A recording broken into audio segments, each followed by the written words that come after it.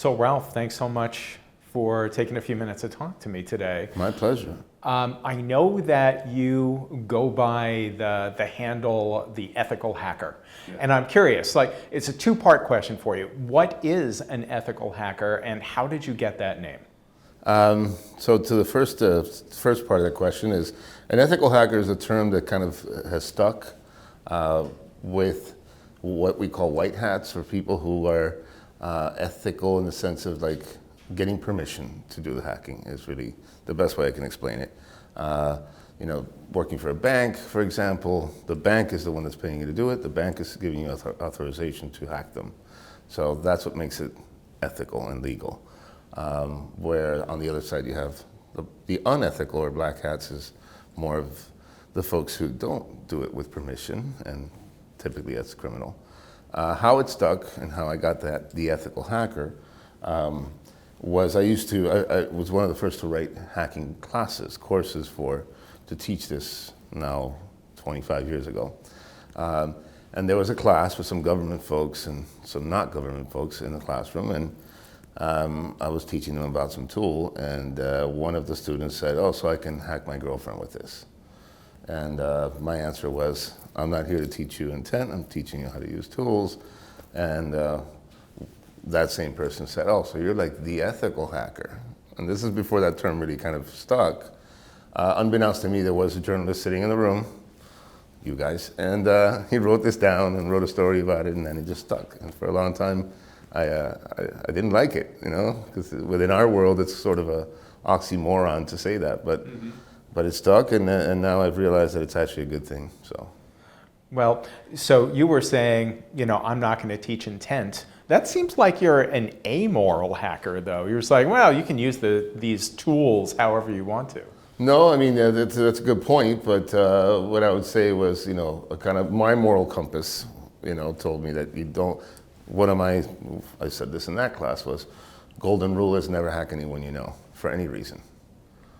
That sounds like a good rule. Because you're going to find what you're looking for even if it doesn't exist. So be careful with anything like that when it comes to someone you know. There's a big disconnect, the sort of interesting psychological thing that happens when you're on a keyboard and you are hacking into somebody's computer, is that they're not really human. Right? There's not a connection between the fact that there's humans behind it, even though there is, right? Even though you may be looking at their pictures.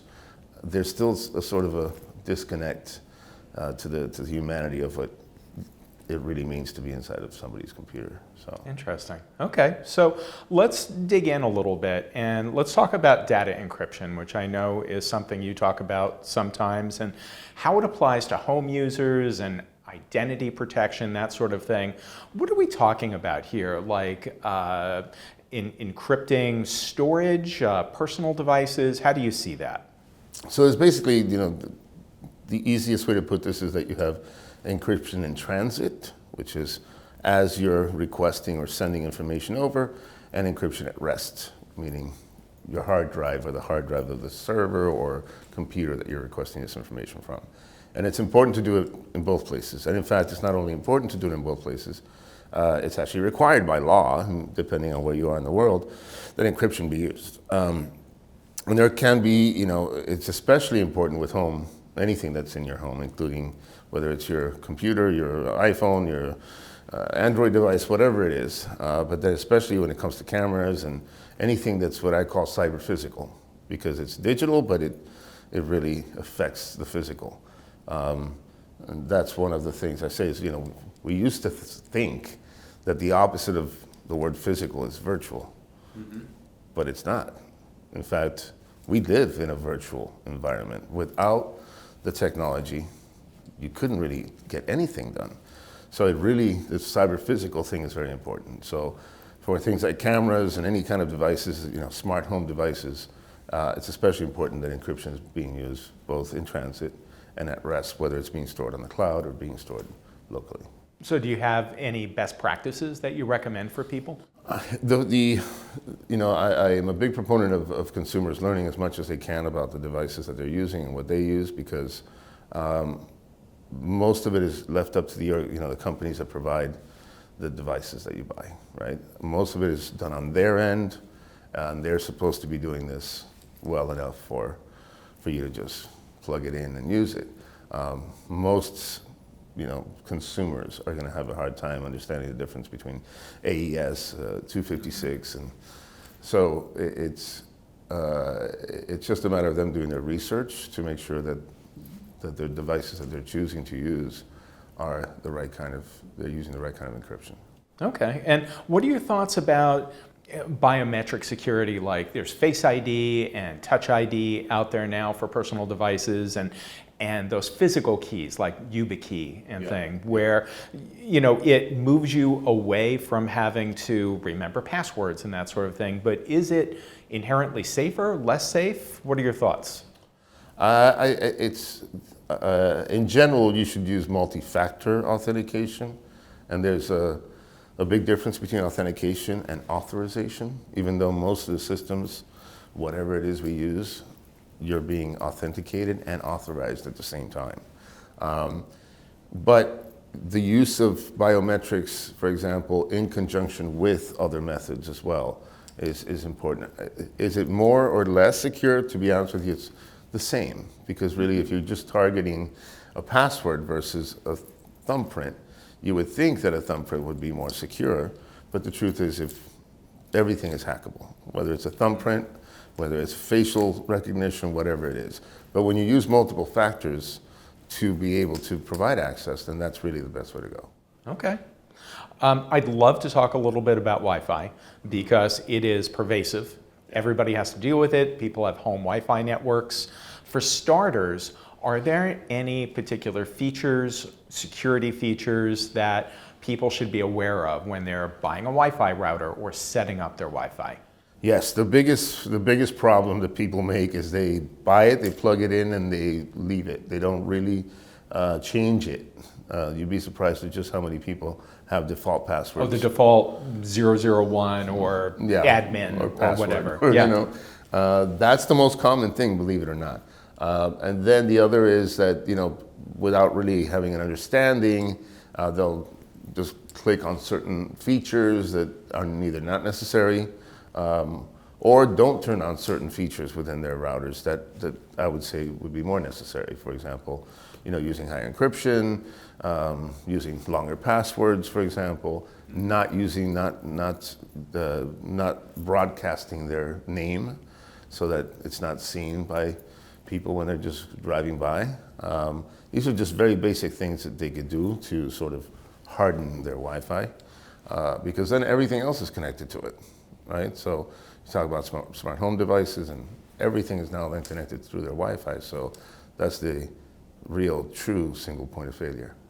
So a lot of Wi-Fi systems these days have a mode called a guest password. Yeah. And I think most people have no idea what that actually does, what kind of security it affords you. Should people turn on the guest password mode and give guests the guest password? And if so, what is that buying them?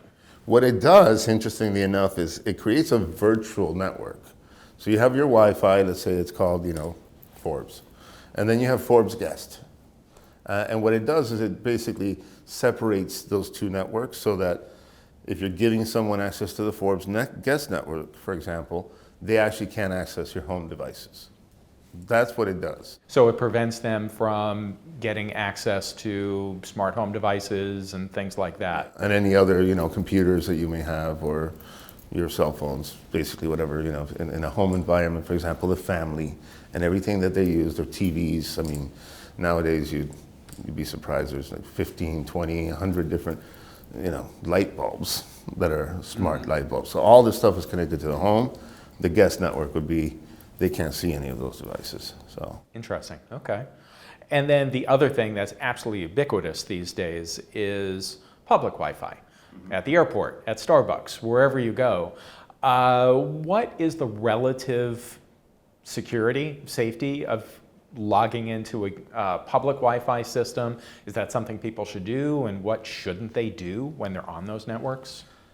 Well, obviously, when you're on a public Wi-Fi, there's a higher probability of something being accessed. What people should do is use a VPN, for example. a virtual private network. There's lots So of you different recommend a VPN for basically everybody? Yeah, for everybody, really. And especially if you're in a Wi-Fi network. If you're in a public Wi-Fi network, you should be using a VPN. Even though, we were talking about encryption before, and 90% or more of all the internet traffic is encrypted nowadays. You'll see every website has a little lock. Everything is using SSL.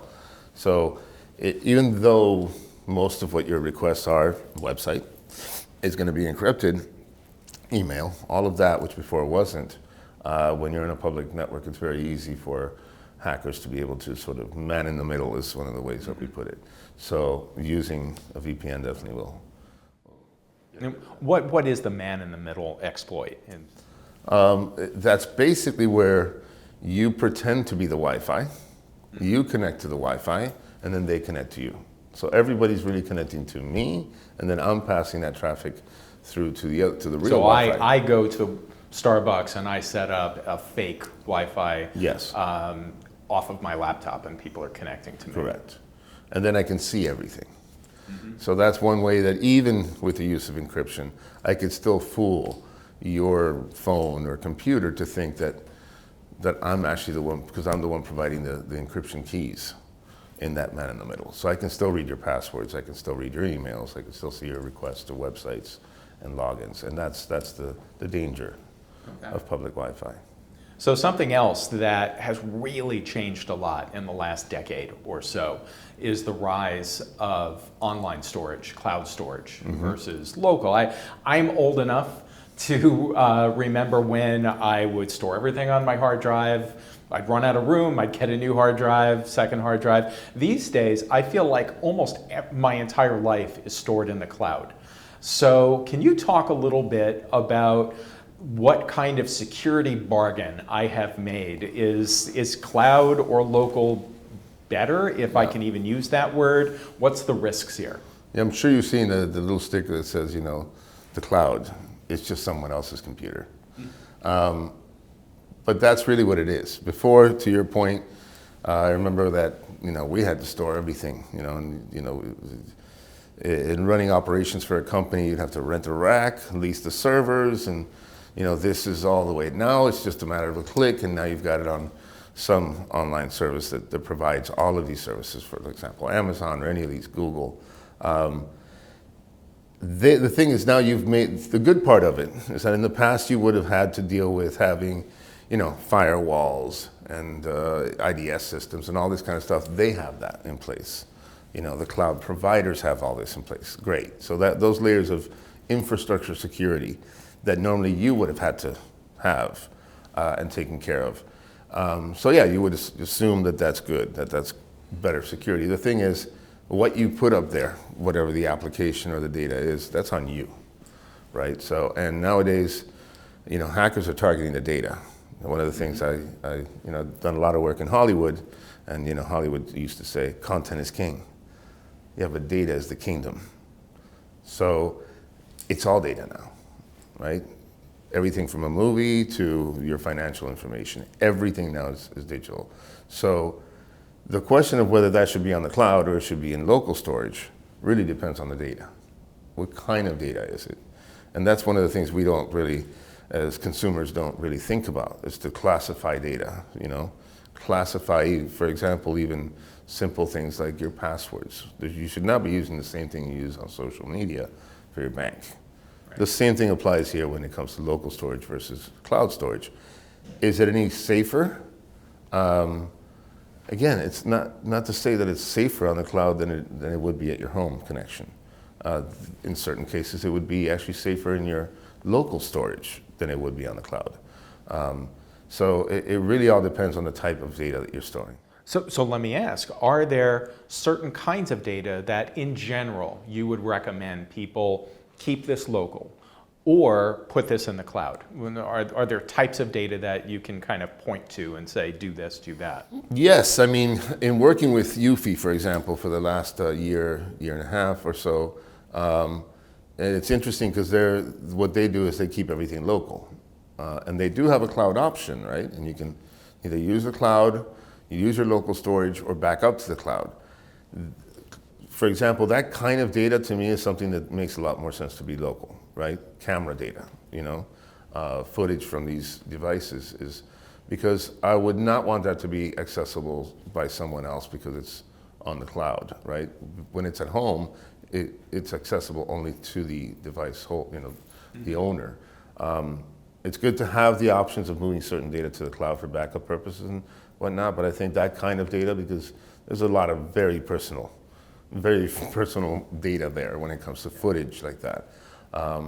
There's other types of data that also sometimes, to me, it's interesting, and this is going around, where certain companies that have gone completely to the cloud are now going back to localized storage solutions for things like point of sale systems. The internet goes down, what happens to the credit card data? Does that mean you can't process credit cards? No, they're supposed to hold it and then pass it up once it's connected, but that's another one that everybody sort of moved to cloud computing, and then all of a sudden now you see a lot of restaurants and other types of businesses doing it local as opposed to on cloud. Right. So let's say I do have this mixed. I have some local storage, I have some cloud storage. Do I have to worry? I know the answer is going to be yes, but how should I think about like physical and cybersecurity for local storage, which is, I'm sure, a different animal than worrying about the security of my online storage? Yes, obviously encryption, going back to what you mentioned before, making sure that however you're storing it, that is encryption at rest, that there's, again, most of this is taken care of by the vendors, or should be anyway, that your local hard drives are encrypted in case that you have theft, for example, or in case that there's some level of remote access, that it's still all encrypted there. So again, all of this is so passive on the cloud. Yeah. It is happening, it's just you don't even realize it, and there's not even an option. So when it comes to local, you tend to have a little more control. So here's something I have actually wondered about for a long time. I know there's always that risk of ransomware out there. You click the wrong thing, you go to a website, you get infected with ransomware, and they own your machine. They own your local storage. And whether you get it back or not is a question mark. What about cloud storage? Your Google Drive, your OneDrive, your Dropbox, do they also get taken over when you get assaulted by ransomware, or do they stay secure? So good point about ransomware. And we started with encryption. So encryption is a double-edged sword. It's something that we use, it's a tool that can be used against us, and ransomware is the best example of that, right? Because it's using encryption against us, not in our benefit. The truth is, the way that most ransomware tends to be designed to work is that it would affect your cloud, right? Whatever encryption is being used to store your data on the cloud or on your local devices doesn't matter to ransomware. What ransomware does is it comes in, targets files, and it accesses them, bypasses all of that encryption and whatnot, because it's you authorizing it. By clicking on that thing, you're already the authorized user, if you will, on the computer. So when you click on one of those where you basically let this ransomware in, what it's going to do is basically encrypt files. And if you have connections to cloud storage, it encrypts them too. So just because they're on the cloud does not make them any safer from ransomware. And to your point, in most cases, you have no option than to pay it, which doesn't mean you're going to get it back. Right. That's a bummer. It is. You're not painting a good picture. That is probably the worst these days to deal with is ransomware, because even if there was a way to be able to decipher what has been encrypted or ciphered by the ransomware, it ain't cheap. And the truth is, most people will not be able to do it anyway. Even if even if they could, they would just not be in a position to be able to afford the cost of decrypting it. So that's literally what their business model is. Mm-hmm. That's why the price of getting your data back is what they make it, because they know that. So it's a really bad one, that one. And I've seen it happen and had to deal with cases where the scariest to me is it happening in a healthcare environment. Right. Because now you've got healthcare data that's encrypted, and talk about cyber physical. So I know that you've consulted for eufy, and you mentioned them earlier. And something that I think is really interesting is they have a new full color night vision security camera coming out, right? And so I'm curious, like, what's the value in having night vision in a security camera? And just talk about that a little bit, if you would. Yeah, they have a full color, which is incredible, night vision camera called the eufy Cam S3 Pro.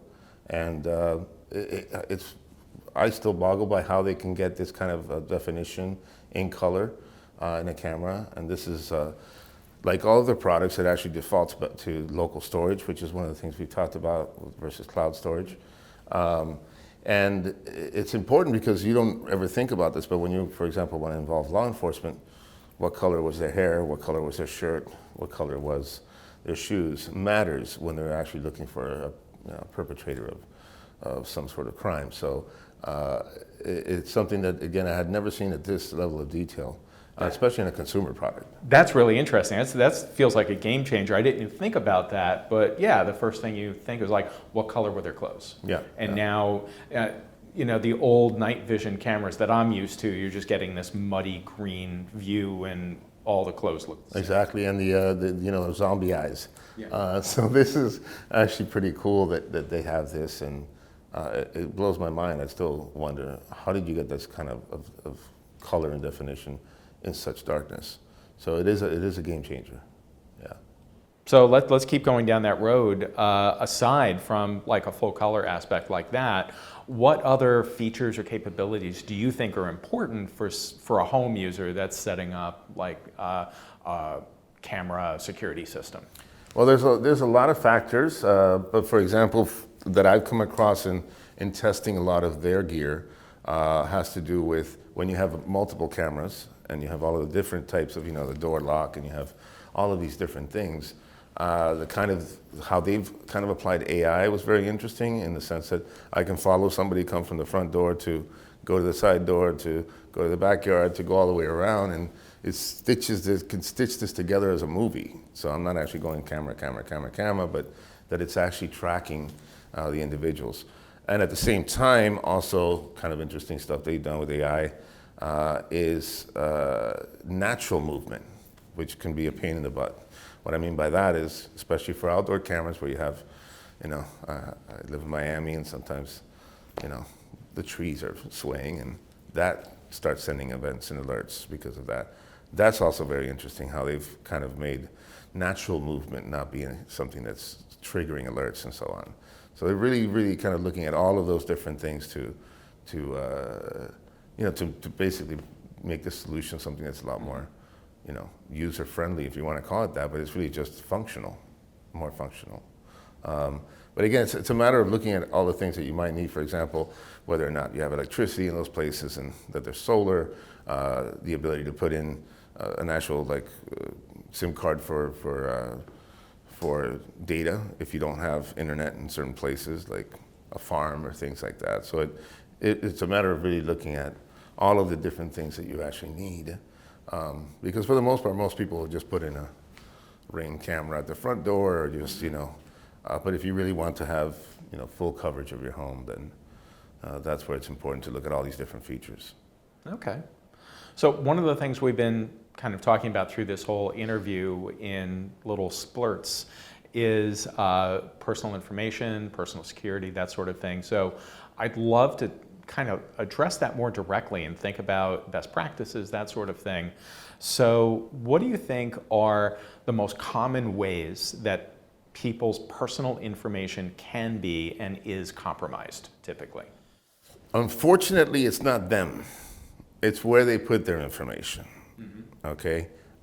It's because either a company that you use their products or the government. Let's be honest. All of this data is out there. All of our personally identifiable information is sitting out there. I don't think there's one of us, I mean this, you know, on a global scale, not even just here in the U.S., that hasn't been hacked in some way. Mm-hmm. And it's not because they were hacked, not because you were directly hacked, but because your information was sitting on a database that has been hacked. I can't even tell you how many databases are being sold on the dark web these days that, they're not going to tell you. Sometimes they'll tell you where it came from, and sometimes they won't. So it's largely beyond any individual person's control about whether that info is going to get out there or not. Largely. And that's why, luckily there have been, regulatory and compliance, and the governments have been mandating that companies have to do X, Y, Z to ensure that your data is being protected. But nothing is foolproof, right? So it's inevitable that something happens, and the magnitude of that, I think about a year ago, I think it was, I don't know how many social security numbers and all this kind of stuff. I'm talking in the 100 millions type numbers. That's just everybody. So all of our data's out there. What I can tell you that you could do is, and would tell anyone, is don't trust anything you see on the internet, right? Check and double check and triple check. Don't trust anything, even if you think, check, because it's so easy to fool you. In fact, that is the number one way that we as, the hacking community can, whether that be criminal or, again, phishing, thing, that sort of thing. Very simple, yeah. Or even just, there may be flaws in a certain website that do a redirect, so you don't even notice it and you get the same website, but it's not. So against that context, what is your opinion of monitoring services? Like they'll tell you if your personal information shows up online.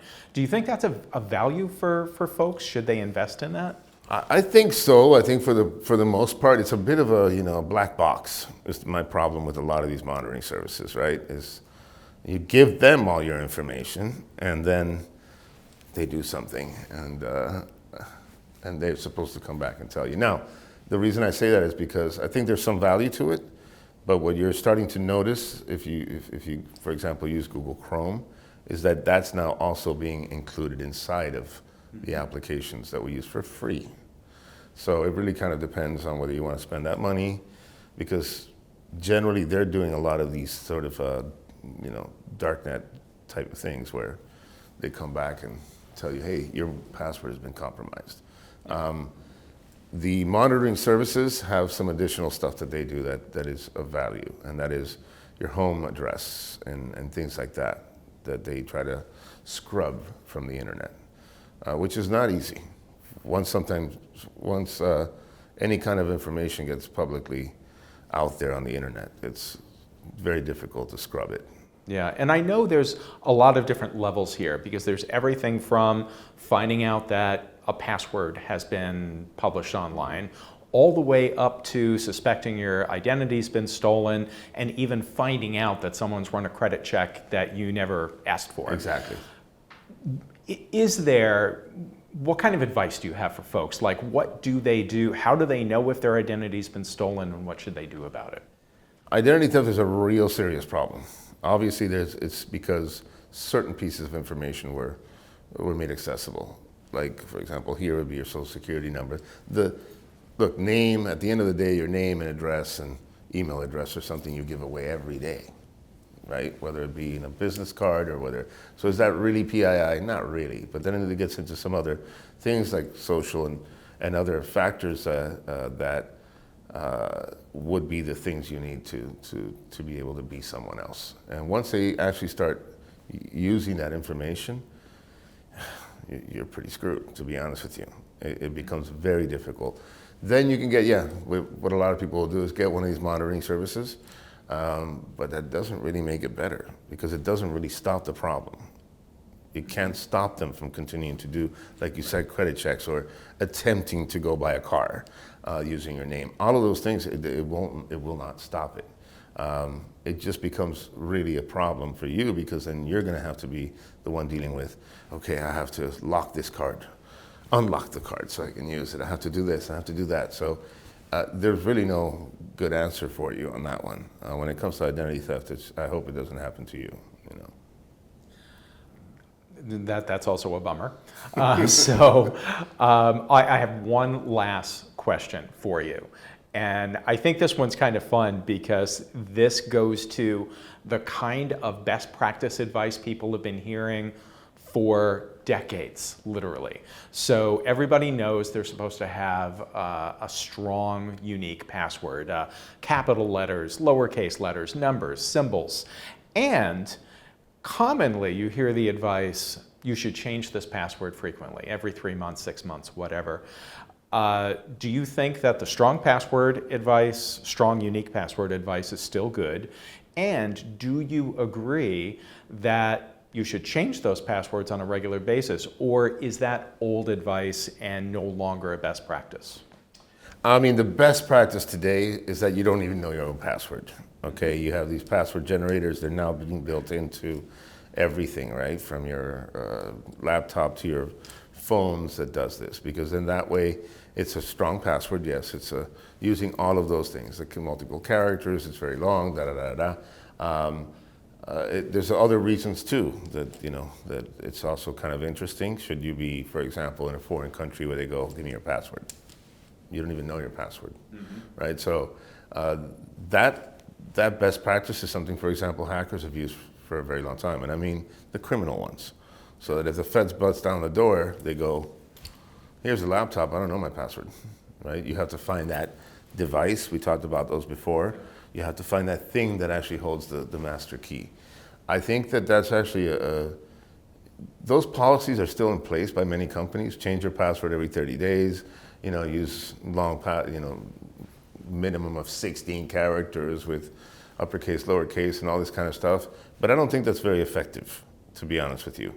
It's the sort of thing that for the most part, people tend to go, oh God, that again, right? And that doesn't work when it comes to security. It really goes against it.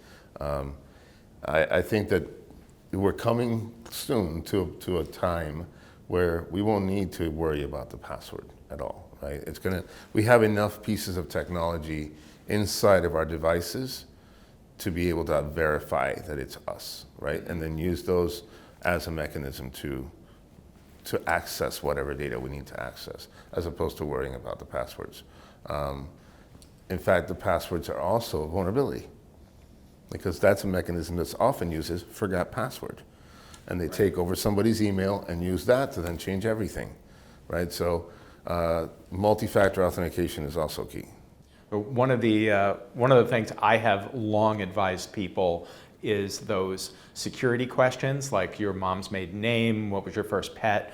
I always lie. I just make up gibberish, but I keep a record of that. Right. Is that a good idea? That is a good idea, because an attacker would definitely dig enough to try to find out that information, and then it would be wrong because you purposely made it wrong. I think that's actually a great idea to mislead. Should they get that that information, because a lot of times they tend to get enough from the data that they've gathered and or bought or hacked that they can tell what your first pet's name was. And again, they can guess. The problem with a lot of those mechanisms too is that some don't limit how many times you can guess. And sort of a roundabout back to you had asked about Wi-Fi earlier. Yeah. Right? Well, Wi-Fi routers don't have a mechanism to stop you from trying 1,000 different versions of the password. So it's the same issue here. Yeah. So it really kind of, I think that's a great idea actually. One to tell people, put the wrong information in there. Right. All right, well, thanks a lot. This was really informative. My pleasure, anytime. All right, Thank you. Rob.